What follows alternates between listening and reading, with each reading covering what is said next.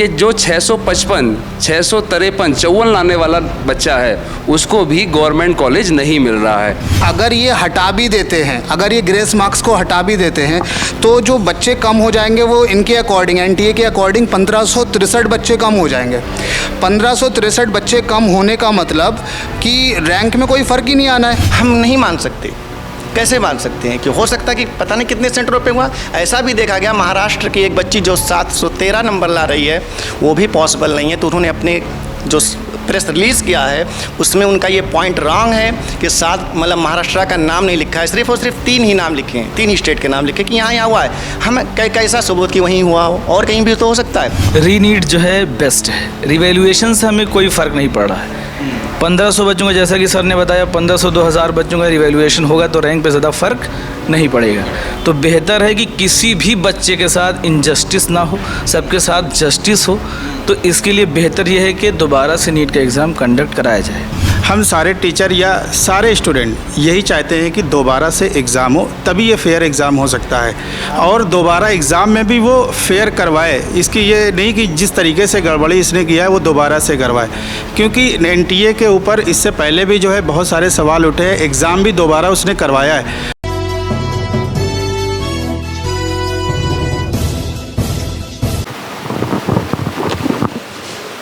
Right to education, आपने सुना ही होगा। राइट टू एजुकेशन का मतलब होता है शिक्षा का अधिकार। और इस देश में एजुकेशन का राइट हर किसी को है। उम्र की परवाह ना करते हुए हर कोई पढ़ाई कर सकता है इस देश के अंदर में। लेकिन पढ़ाई करने का मकसद होता है तरक्की करना, ज़िंदगी में आगे बढ़ना, जॉब पाना और इस देश की सेवा करना। लेकिन हाल ही में एक बहुत ही सनसनीखेज खबर सबको परेशान कर रही है। वो मामला है इस देश की सबसे बड़ी टेस्टिंग एजेंसी एनटीए का, नेशनल टेस्टिंग एजेंसी, जो इंडिया की लगभग सारे इंपॉर्टेंट एग्जाम को कंडक्ट करवाती है। आज वही एजेंसी पे तलवार लटक रहा है।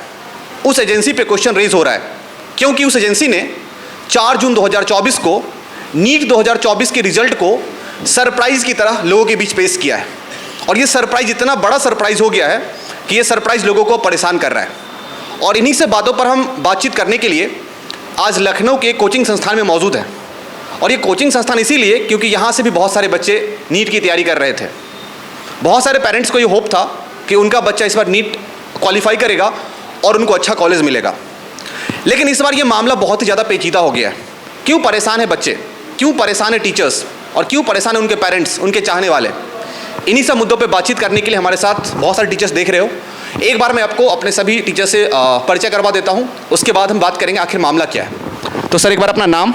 और मैं Ataul Mustafa, HOD biology, Intelligence Career institute.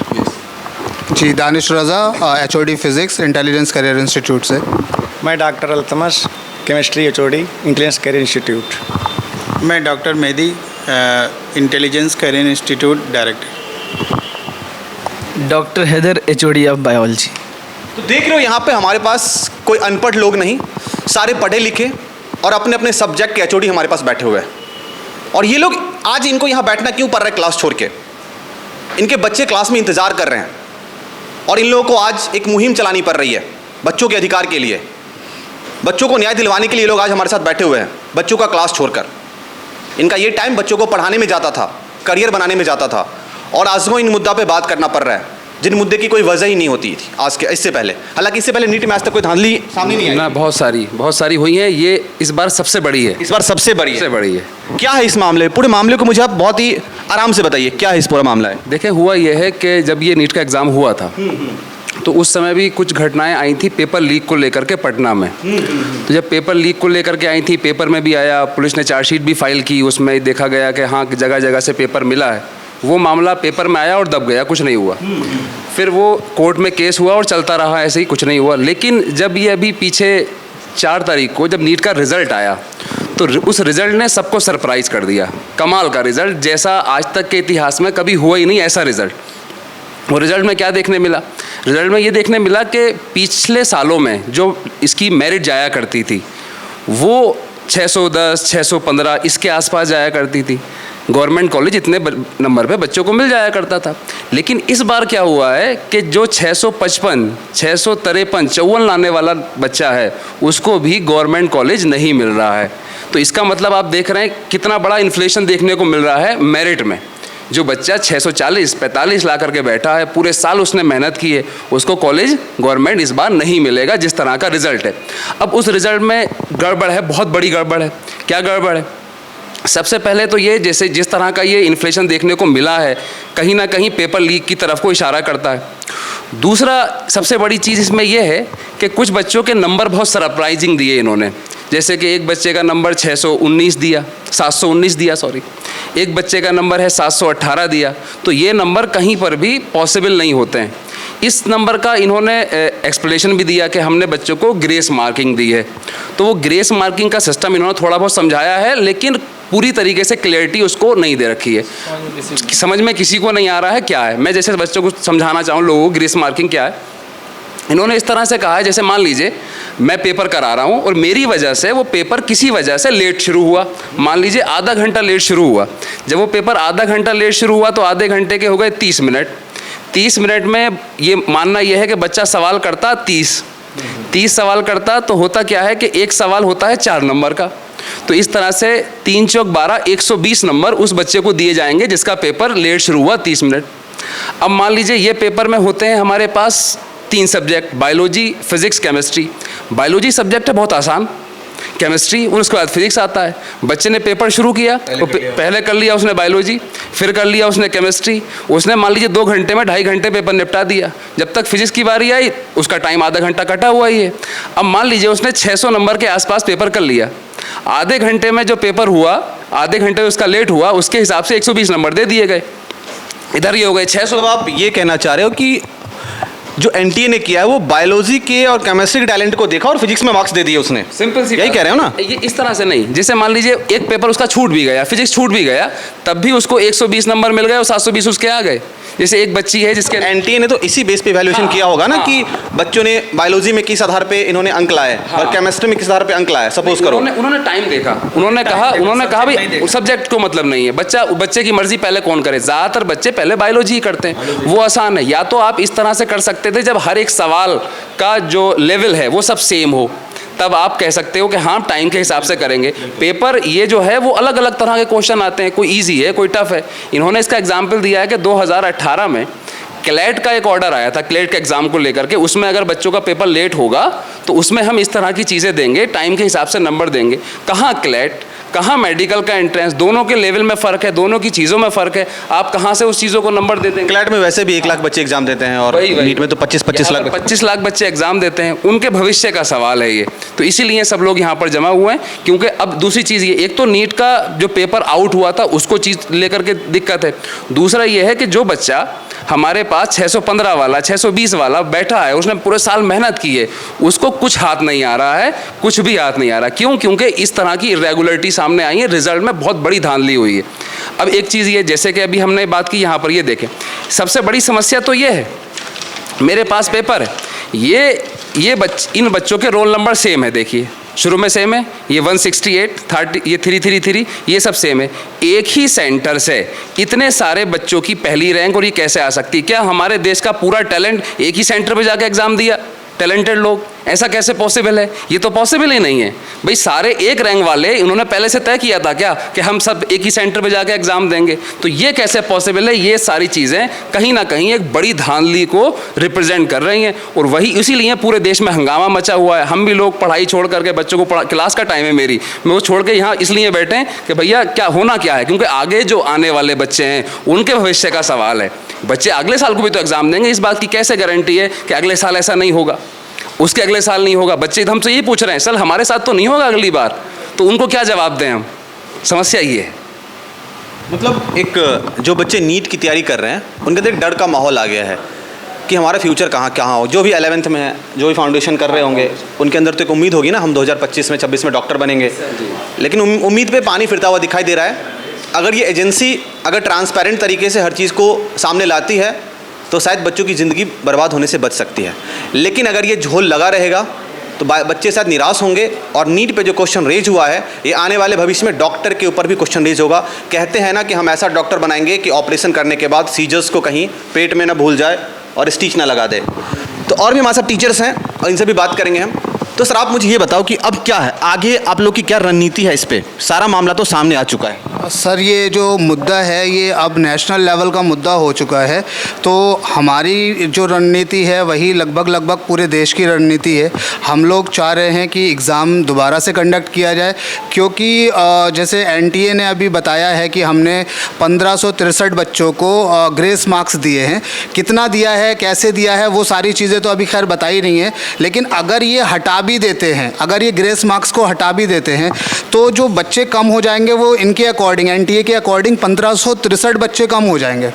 1563 बच्चे कम होने का मतलब कि रैंक में कोई फ़र्क ही नहीं आना है। जैसे अगर मैं बात करूं कि 655 मार्क्स पे रैंक जा रही है लगभग 25,000। अगर हम 1500 बच्चों को हटा देते हैं तो वो रैंक चली जाएगी 24,000। मतलब एनटीए कह रही है कि हमने सिर्फ 1500 बच्चों को ग्रेस मार्क्स दिया है, 63 बच्चों को ग्रेस मार्क्स दिया है, उसके अकॉर्डिंग ये चल रहा है। तो अगर ये 1563 बच्चे हट भी जाते हैं तो भी हमारा रैंक पे कोई फ़र्क नहीं आएगा, क्योंकि हमारे यहाँ पर जैसे होता क्या है कि जब बच्चे का मार्क्स आता है 660 670 मार्क्स आता है तो हम लोग जो है ना उसको बहुत अच्छा मार्क्स मानते हैं। 720 में से 670 680 ये मार्क्स बहुत अच्छा होता है, 650 डिसेंट मार्क्स होता है, बढ़िया। अब ये बच्चों का मार्क्स आ रहा है 650 मार्क्स आ रहा है, तो उस पर उसको कॉलेज मिल ही नहीं रहा, या मिल भी रहा है 655 पे तो उसे लास्ट कॉलेज मिल रहा है। तो अब 40,000 बच्चे वही यहाँ पर ग्रस्त नहीं है इस चीज़ में। इसके अलावा भी बहुत सारे बच्चे हैं जिनको कॉलेज मिलना चाहिए था अच्छा। जैसे 655 पे यूपी का सेकंड टॉप कॉलेज आरएमएल मिल जाता था पहले, अभी बच्चे को कॉलेज ही नहीं मिलना है। यूपी का कॉलेज छोड़िए, कोई सा भी कॉलेज नहीं मिलना है 650 पे उसको। तो बच्चे ये भी यहाँ पर परेशान हैं। तो सिर्फ वही बच्चे परेशान नहीं हैं जो मेरिट में नहीं आ रहे हैं, क्योंकि 610 से लेके अभी मेरिट 650 जा रही है, तो ये बच्चे परेशान नहीं हैं। परेशान वो बच्चे भी हैं जिनके 650 के आसपास नंबर, ऊपर भी नंबर आ रहे हैं, वो बच्चे भी परेशान हैं। मतलब देखो इम्पॉर्टेंट मुद्दा ये है कि ये 1500 बच्चों का जो मामला आया कि 1500 बच्चों को ग्रेस मार्क्स दिया गया है, वो ग्रेस मार्क्स जो है एनटीए के ऊपर क्वेश्चन रेज कर रहा है। दूसरा मामला ये है कि एक ही सेंटर से 8-8 बच्चों का टॉप कर जाना। ये 8 बच्चे जब एक सेंटर से टॉप कर रहे हैं, इससे 2 टाइप के क्वेश्चंस निकल के आ रहे हैं। या तो वहाँ पे पेपर लीक हुआ होगा, या नहीं तो कोई अंदरूनी सेटिंग की गई कि 2 ही शक जाहिर होता है, 2 ही शक। लेकिन अभी तक इस पर कोई क्लैरिफिकेशन नहीं आई, इस पर कोई सबूत नहीं मिले हैं। अच्छा, मैं एक और बात पूछना चाहता हूँ, अगर ये एनटीए इन 1500 बच्चों का डेटा जारी कर देती है कि 1500 बच्चों को जिसको हमने ग्रेस मार्क्स दिया है, उनके एक्चुअल मार्क्स कितने थे, हमने कितना ग्रेस दिया है, तो क्या ऐसा डेटा जारी करने से कोई क्लैरिफिकेशन आएगी? सर ऐसा कुछ आप बताओ सर। नहीं, ऐसा नहीं हो सकता, क्योंकि वो 1500 बच्चे कहाँ के हैं? जैसे उन्होंने कहा हरियाणा के बच्चे हैं, उन्होंने कहा तमिलनाडु के हैं, बिहार के, 3 जगह का नाम उन्होंने क्लैरिफिकेशन में लिखा और उन्होंने प्रेस रिलीज़ किया है, ना कि प्रेस कॉन्फ्रेंस किया है। तो एनटीए को चाहिए कि वो प्रेस कॉन्फ्रेंस करे, बच्चों की बात सामने सुने। जैसे एक जन अदालत लगती है, वो एक सामने अदालत लगाए, बच्चे जो पूछ रहे हैं उसका सामने जवाब दे, निकलना चाहिए। क्योंकि 1500 बच्चे जो 1563 बच्चे कह रहे हैं, हम नहीं मान सकते।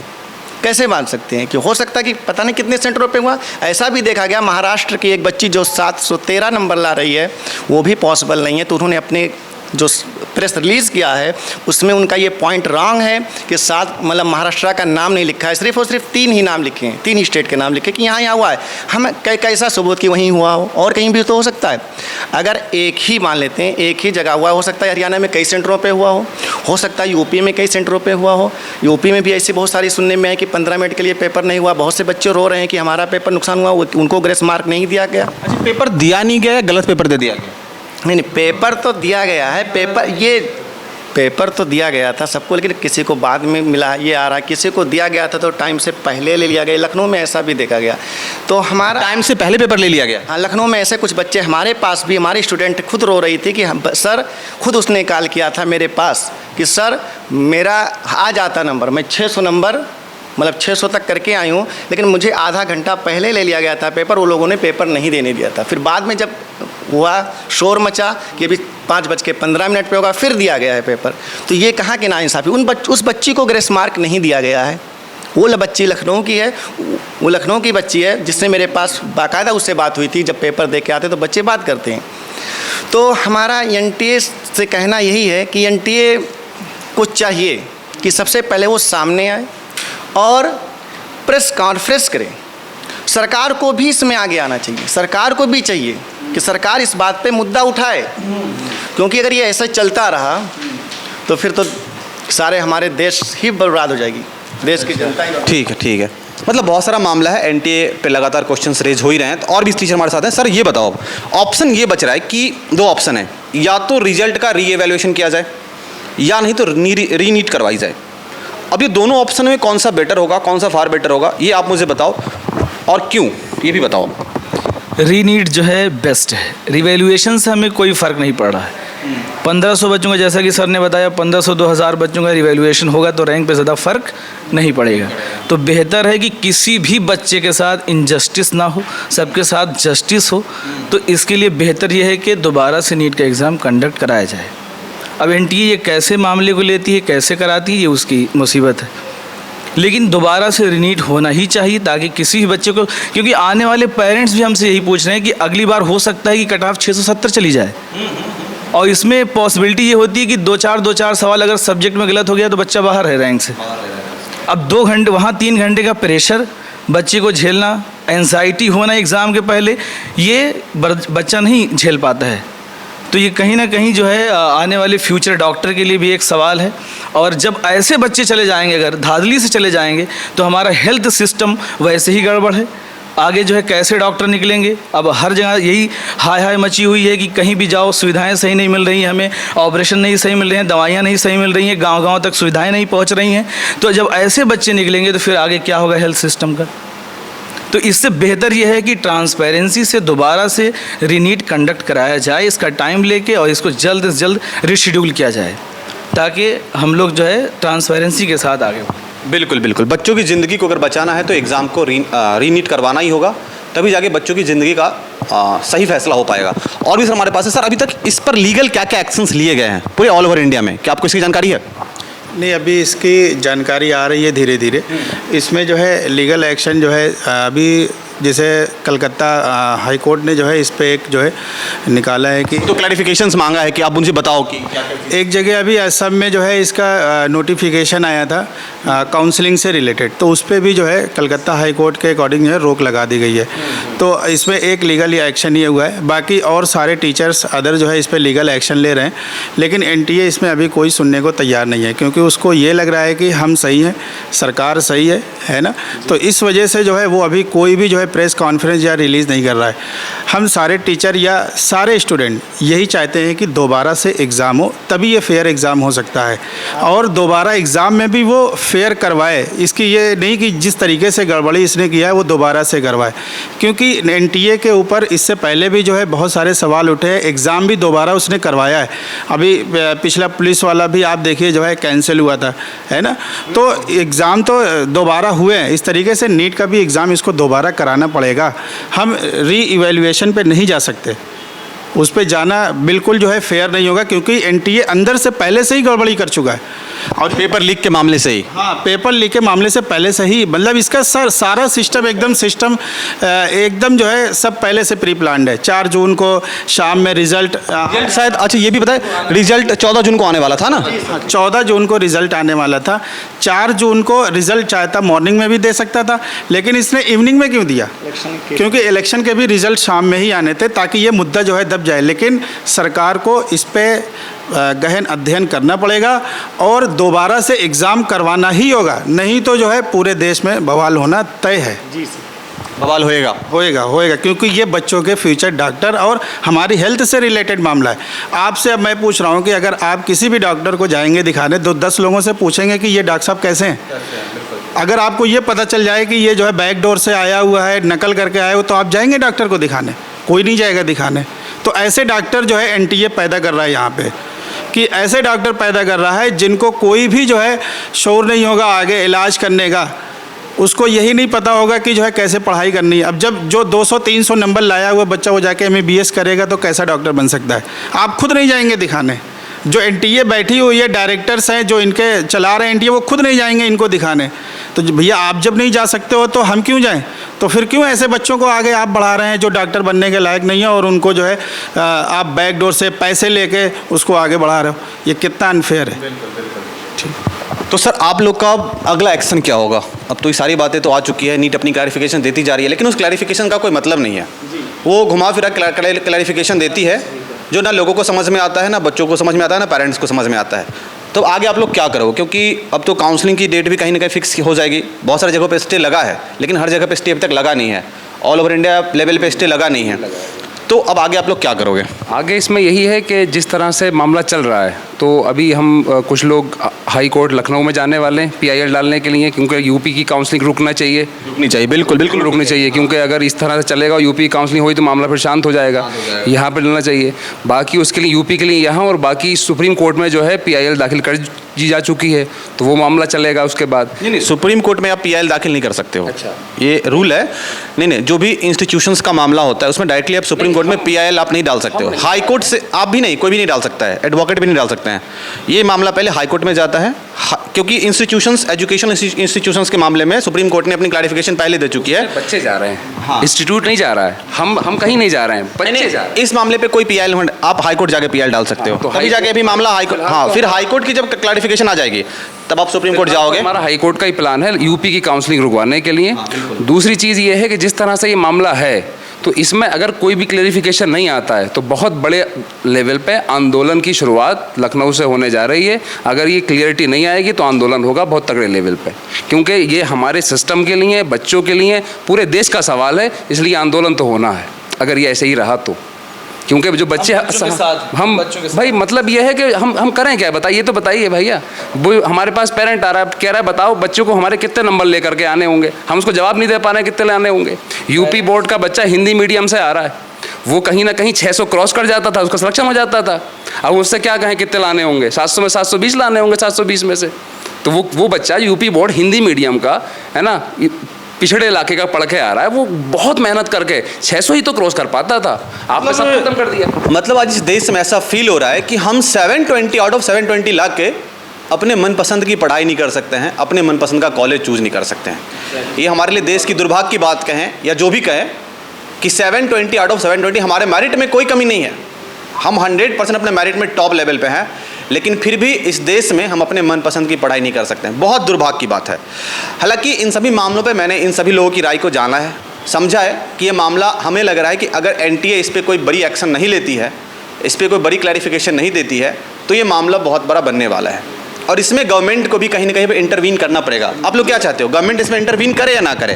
और गवर्नमेंट को करना पड़ेगा, क्योंकि सिर्फ ये 25 लाख बच्चे या 23 लाख बच्चों का मामला नहीं है, ये 23 लाख परिवार हैं जो कि एक बच्चा जब तैयारी करने आता है तो उसके साथ तैयारी जो करता है वो सिर्फ बच्चा नहीं करता है, उसके पेरेंट्स भी करते हैं, उसके टीचर्स भी करते हैं, उसके भाई बहन भी करते हैं। उसको जो कई बार ऐसा होता है कि उसको बच्चे को लेकर आ रहे हैं, फिर ड्रॉप कर रहे हैं यहाँ पर, फिर उसके बाद दोबारा से लेने आ रहे हैं। तो पूरे की पूरी फैमिली अगर हम इसको देखें ना, तो ये करोड़ों लोगों का मसला है। ये मसला सिर्फ 25 लाख लोगों का नहीं है, बच्चों का नहीं है सिर्फ, ये बहुत सारे बच्चों का मसला है। इस तरीके की अभी एक और चीज़ मैं आपको दिखाऊं, इसमें आप अगर देखेंगे यहाँ पर जो कह रहे हैं कि हमने यहाँ धांधली नहीं हुई है, तो हुआ ये था, जैसे ये रैंक जो दिखाई जा रही है, रैंक 1 1 1 1, तो इसमें एक ऑप्शन ये भी बताया है कि हमने रैंक को 1 1 1 इस तरीके से दिया गया है कि जिसने पहले फॉर्म भरा है उसको रैंक 1 दी है, जिसने बाद में भरा है उसको 2 दी है, उसके बाद भरा है। ये तो कोई मतलब ही नहीं है। तो एक रैंक, जैसे फर्स्ट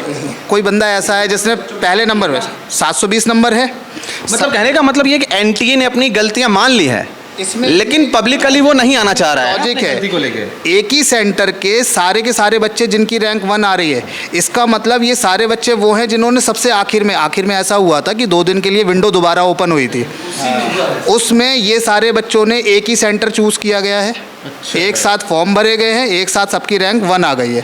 क्योंकि रैंकिंग का जो ऑर्डर दिया गया है NTA के अकॉर्डिंग, ये बोल रहा है हमने इस तरीके से रैंक इनको डिस्ट्रीब्यूट की गई है कि जिसने पहले फॉर्म भरा है उसको पहला नंबर, जिसने दूसरा भरा है, तो ये वो बच्चे हैं जो एक ही सेंटर के हैं। मतलब एक और क्वेश्चन रेज हो रहा है कि जो एप्लीकेशन विंडो है, खास करके एंट्रेंस एग्जाम की एप्लीकेशन विंडो दोबारा ओपन रेयर ही होती है, बहुत रेयर केस में ही होती है, लेकिन NTA ने अपने एप्लीकेशन विंडो को 2 दिन के लास्ट में एक्सटेंड किया, लास्ट में खोला गया है। और आप लोग का कहना है कि ये जो एक्सटेंशन के बाद ये जो भी बच्चे टॉप किए हैं वो एक्सटेंशन वाले ही हैं। एग्जैक्टली, ये वही एक्सटेंशन वाले बच्चे हैं। ये आप देखें ना, ये सारे के सारे वही same centre, same roll number, same सब कुछ है, सिर्फ रोल नंबर में थोड़ा सा डिफरेंस है। NTA का अंदर से इन्वॉल्वमेंट है, पूरी तरीके से इन्वॉल्वमेंट है। अब ये मान नहीं रहे, अब जैसे ऐसा होता है कि मैंने कोई चोरी कर ली, अब मैंने चोरी कर ली, आपको पता लग गया मैंने चोरी कर ली है, अब आप कह रहे हैं कि आपने चोरी की, अब मैं कैसे करके मान लूँ मैंने चोरी की है? अगर मैंने कहा लो मुझसे पैसा ले लो लेकिन मैंने चोरी नहीं की है तो फिर मैं चोर हूँ ही। तो वो री एग्ज़ाम इसीलिए नहीं करा रहा है कि अगर उसने री एग्ज़ाम करा दिया तो ये साबित हो जाएगा कि हाँ इन्होंने गड़बड़ की है, अंदर से गड़बड़ की है, तो इस वजह से ये री एग्ज़ाम नहीं करा रहे। जैसे सर इसमें मुद्दा ये भी है सर, आपके पास एम्स जो कॉलेज हैं वो 60 है, अब 720 सब लोग पढ़ रहे 67 बच्चे हैं, तो वो किसको एम्स देंगे? जब इससे एनटीए से सवाल किया गया तो एनटीए ने कहा जिसका एप्लीकेशन नंबर बड़ा होगा उसको मैं एम्स दूंगा। ये तो क्लैरिफिकेशन नहीं हुई। सारे पॉइंट बिल्कुल बिल्कुल, तो हमने सारा मामला समझ लिया है और फाइनली यही कंक्लूजन निकलता है कि इसमें टीचर्स का इन्वॉल्वमेंट, पेरेंट्स का इन्वॉल्वमेंट और बच्चों का इन्वॉल्वमेंट बिल्कुल कोलैबोरेशन के साथ होगा। प्लस सुप्रीम कोर्ट एनटीए से अपने सवालों की लिस्ट बना के एक एक सवालों की जांच करवाएगी कि आपने एप्लीकेशन विंडो पहले क्यों ओपन किया, आपके ऊपर पहले ही जब एग्ज़ाम में पेपर लीक का जब मामला सामने आया था तो आप पे उस पर अपना एक्शन क्यों नहीं लिया, प्लस आपने एग्ज़ाम को उसी टाइम रद्द क्यों नहीं किया। उसके बाद एक ही सेंटर से 8-8 बच्चे टॉप कर जाते हैं, ये कैसे हो सकता है? आज तक के इतिहास में नहीं हुआ था, 2 से 3 बच्चे टॉप करते थे। प्लस एनटीए ने ये भी क्लैरिफिकेशन दिया था कि शायद पेपर इजी थे इसलिए 720। लेकिन अच्छा आप लोग ये बताओ, एक क्वेश्चन और मेरे सामने आ रहा है, एनटीए से पूछा गया कि आपने इतने सारे बच्चों को टॉप कैसे करवा दिया? 67 बच्चे आज तक किसी एग्जाम में टॉप नहीं किए हैं, इंडिया के किसी एग्जाम में आज तक टॉप नहीं किए हैं। यहाँ तक कि छोड़ो, जब स्कूल बोर्ड का एग्ज़ाम होता है, 10th बोर्ड का 12th बोर्ड का एग्ज़ाम होता है, वहाँ भी बच्चे एकदम इतने सारे बच्चे एक साथ टॉप वहाँ भी नहीं करते हैं, 2 से 3 बच्चे का टाई अप हो जाता है, मार्क्स टैली कर जाती है। तो क्या क्वेश्चन पेपर सच में 2022-23 के कंपैरिजन में टफ था या इजी था? नहीं, जैसे मैं आपको बताऊं, मैं पिछले 10 साल से इसी फील्ड में हूं और हर साल क्या होता है कि हम जब पेपर होता है तो उसके बाद पेपर की एनालिसिस करने के बाद एक आइडिया लगाते हैं, बच्चों से पूछ के, टीचर से पूछ के, हर सब्जेक्ट के टीचर से पूछ के एक आइडिया लगाते हैं कि इस बार मेरिट क्या जा सकती है। पिछले 6-7 सालों का हमारा सबका एक्सपीरियंस है जो हम बता देते हैं कि मेरिट ये जाने वाली है, 5-10 नंबर इधर उधर, 5-6 नंबर इधर उधर नहीं होता है, मतलब वही चली जाती है। मान लीजिए इस बार 5-6 कर लीजिए, 5 कर लीजिए, 10 कर लीजिए, इतना बड़ा मतलब ही नहीं है। तो इसका मतलब हमने जो इस बार आइडिया लगाया था, तो हमने जो कहा था कि बच्चों ने हमसे पूछा सर इस बार मेरिट क्या जा सकती है, तो हमने कहा बेटा ये 615 के आसपास मेरिट आपकी जा सकती है। हाँ, ये हमने लगाया था क्योंकि पिछली बार 611 गई थी, इस बार बेटा 15 मान लो पेपर इस तरह का था। अब लेकिन 615 से 655 समझ में नहीं आ रहा, बिल्कुल समझ में नहीं आ रहा ये हुआ क्या। और ये कहीं ना कहीं ये जो अभी हम 5 साल से लगा रहे हैं हिसाब, और हिसाब हमारा सही जा रहा है, इस बार ऐसा क्या हो गया? इस बार कम यही हुआ है, जो कुछ हुआ है यही धांधलेबाजी है, इसी वजह से हुआ, वरना मतलब ही नहीं है। मतलब बायोलॉजी का पेपर भी पिछले साल कंपैरिजन 15,000 सीटों का घपला हुआ है, ये मान लीजिए आप 100%। 15,000 सीटें। तो मेरा ये भी कहना है कहीं ना कहीं एनटीए ही इसमें शामिल है, और एनटीए जिस तरह के एग्ज़ाम करा रहा है वो किसी भी एग्ज़ाम को कराने में असफल रहा है। एनटीए से एग्ज़ाम, ये दूसरी संस्था जो मेडिकल का एग्ज़ाम कराती है, NBE, national board of examination, इसको एग्ज़ाम कराना चाहिए। नीट पीजी का एग्ज़ाम यही कराती है, सुपर स्पेशलिटी का एग्जाम यही करा, पहले एम्स का एग्जाम भी तो अलग ही होता था, अलग होता था। तो ये एनटीए से एग्जाम कराना ही छीन लेना चाहिए और ये एग्जाम देना चाहिए एनबीई को।